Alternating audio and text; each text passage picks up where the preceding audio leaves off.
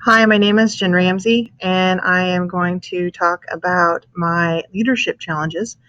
Um, I sat and tried to come up with something that I felt like professionally was impacting me and something that I could really grab onto, and become a leader. In this case, within my department, we have a structured departmental chair um, who sort of becomes a liaison between the 11 members of our district and administration.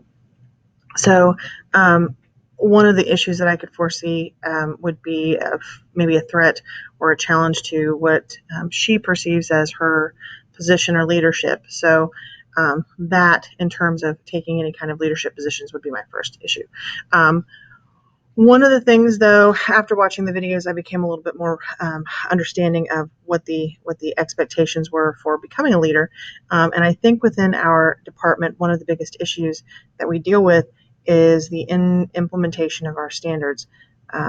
As a district, we've worked really hard to create a kind of a scope and sequence for our content. I'm a history teacher, so one of the issues that we deal with in the history department is making sure that teachers from U.S. History 1 and U.S. History 2 stay on stay at a pace that allows for the students to all be at the same place at the end of their sophomore year. So when they begin their junior year, they are prepared for the next step in the content. We have a couple challenges that we deal with. One is we have an AP program that if a student decides to leave the AP program their sophomore year and at their junior year they're no longer in it, well, they may not have all the content that they need to begin in their junior year U.S. history too. That causes some significant issues. And then the second problem is teachers who get bogged down, and that's what I really think I would like to kind of take a leadership role in, is maybe working with my department to make sure that we are all sort of getting where we're supposed to get, so that we don't have the problem of students not being where they need to be. I think that there are a lot of different ways to approach this. I like the fact that not being the official facilitator or leader of the department, that there are ways to address this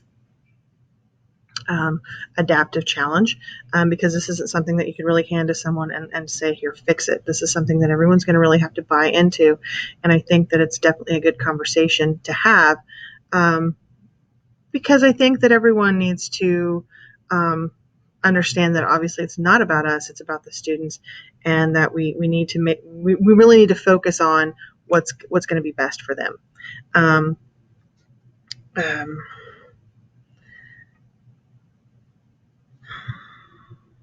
how to get everyone on board, that's going to be the biggest issue.